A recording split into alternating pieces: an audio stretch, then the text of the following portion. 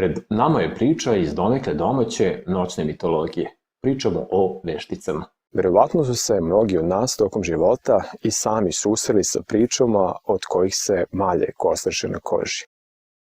Da je u komšiluku mestu bila ili možda jeste neka veštica. Ne brinite se, veštice ne postoje. Ako u kojem slučaju i postoje, one izgleda samo u svoj rod idu, kako je to davno napisao Vuk Karadžić u svom rječniku.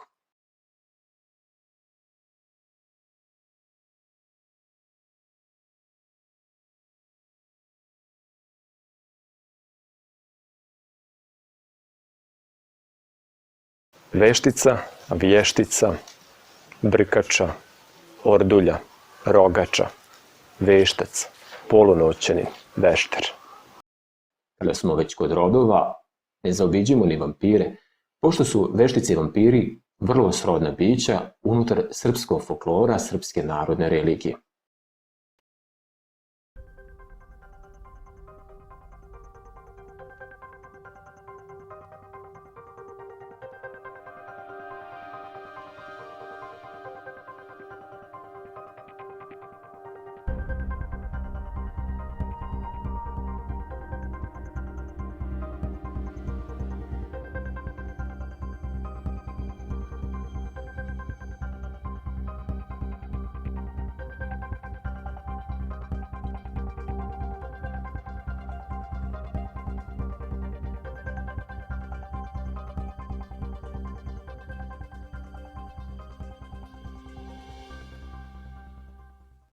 Ako se osvrnemo na stranu zapadnu kinematografiju, primetit ćemo da je tema veštice i vampira podosta obrađivana.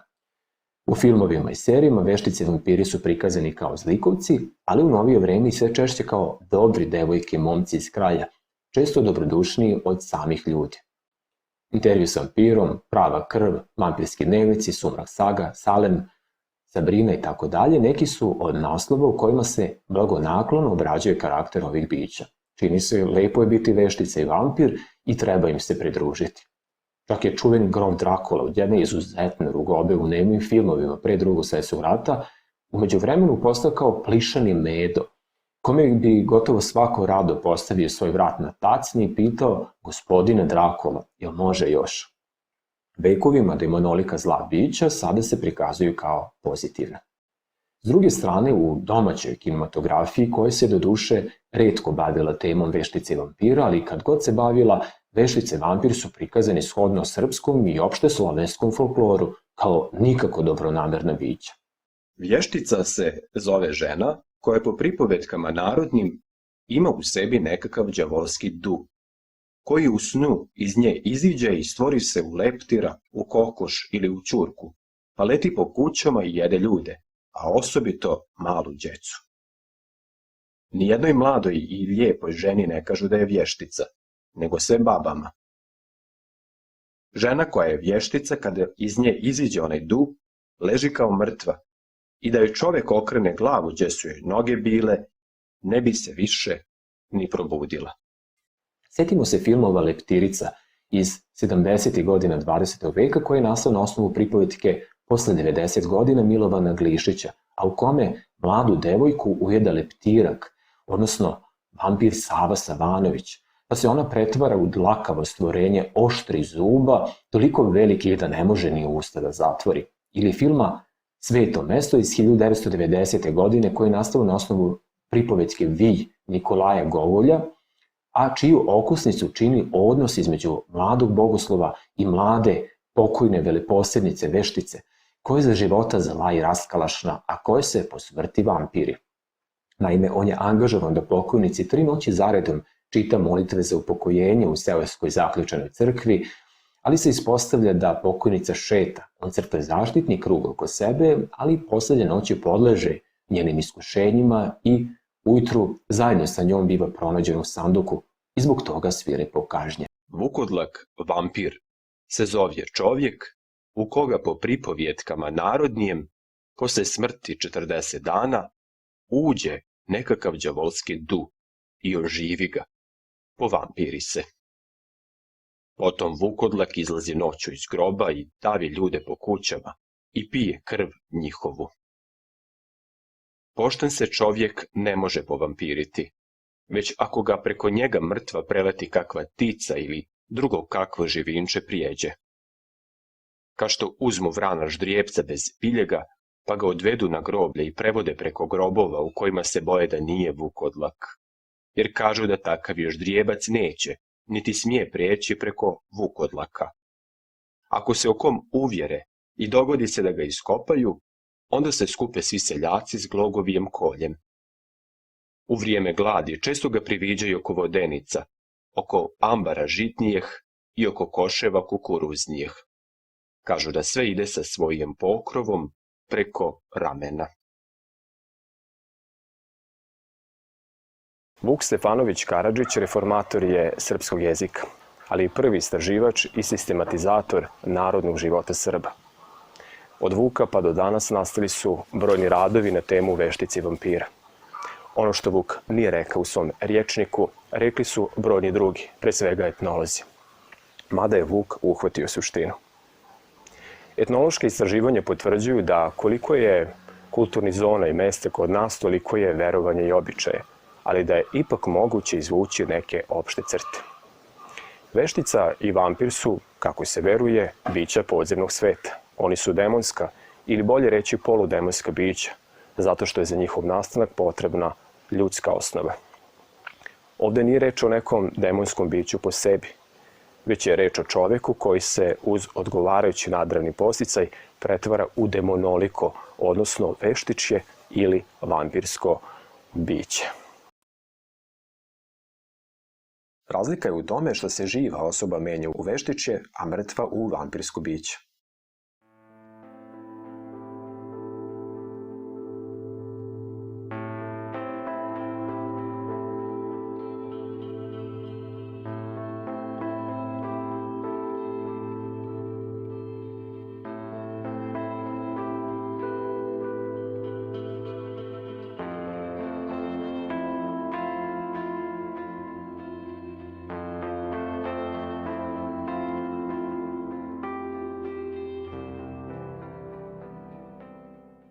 Interesantno je pomenuti da sociolog Sreten Petrović u svojoj knjizi Sistem srpske mitologije navodi da je u Skopskoj kotlini u susednoj Severnoj Makedoniji uočeno verovanje da vešticama postoju neke starije žene pošto umru, te da je ono blisko shvatanju kako se može naći na prostoru istočne Srbije, po kome veštice kao i vampiri žive na groblju i dejstvuju po noći.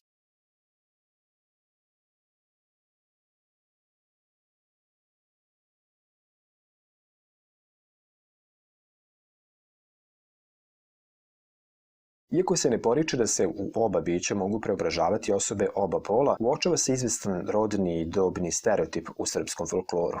Više se veruje da se u vampire pretvaraju muškarci, i to pretežno mlađi, a u veštične stvorenja pre žene, i to tek pošto se udaju kada im venac pređe preko glave, a da njihova moć kulminira u starijem dobu. Ponegde se veruje da su mora i veštica isto biće, zapravo da je mora faza prethodnica u postanku vešticom, a da se geneza završava preobražajem u vampiricu nakon smrti.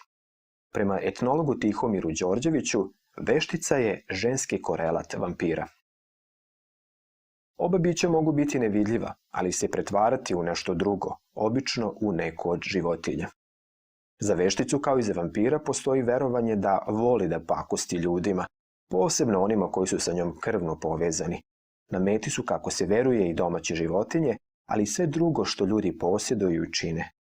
Vampir pije krv, a veštica jede srce i džigericu ljudima. Međutim, u naučnim radovima se provlači narodno shvatanje da su veštice gore od vampira, pošto je vampir donekle i društven, on ne samo da uništava, nego hoće i da radi po domaćinstvu. Dok su vampirska bića, prema srpskom folkloru, aktivna samo noću, veštice su aktivne u bilo koje doba dana i doba godine. Ipak, najviše su aktivne noću, posebno za vreme noći punog meseca i za vreme velikih hrišćanskih praznika. Verovatno ste se susreli sa pričama o pojavi vampirizma, a da u njima nije konkretizano da je reč o toj pojavi ili da niste prepoznali da je reč o tome, već da je reč o nekom zalutalom duhu.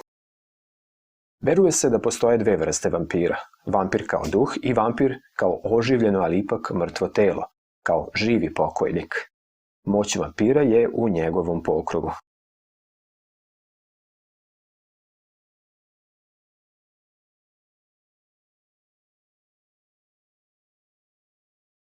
Recimo, etnolog Dušan Bandić u knjizi Carstvo zemaljsko i Carstvo nebesko piše o aktivnom i pasivnom vampiru.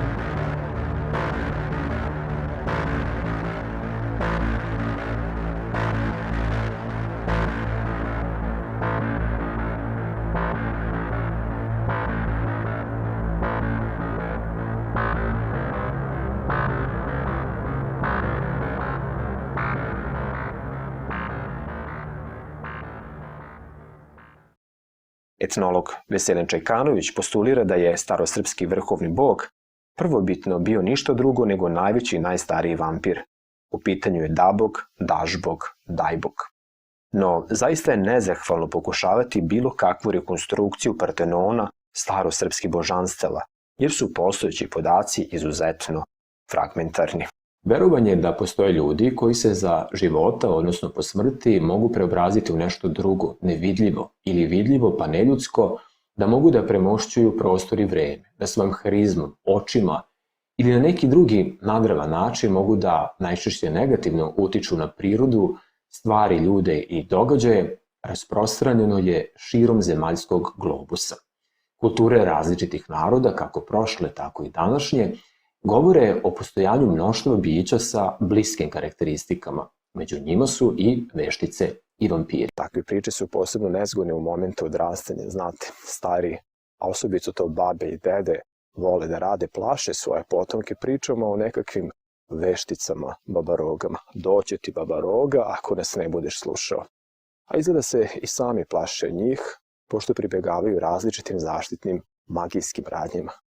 I danas možemo vidjeti seoske kuće sa okrenutom metlom naopako na ulaznim vratima. Ili instant radnje prilikom susreta sa osumnjičenim licima, a to je držanje šipkova. Na ovom mestu pomenimo i verovanje da čovekova duša, pošto čovek umre, luta 40 dana i to po najviše oko kuće. Pa da i u tom slučaju valja pribegnuti nekim zaštitnim radnjama, da se duša smiri, da ne uznemirava žive. Kao što je recimo stavljanje čaše sa vodom ili rakijom u prozor.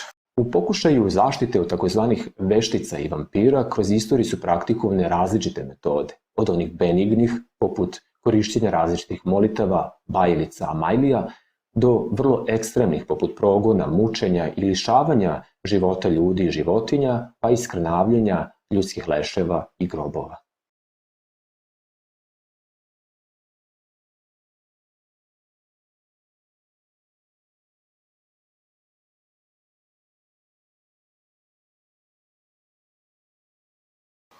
Vampir, Vukodlak, Drakus, Lepir, Tenac, Brodnik, Grobnik.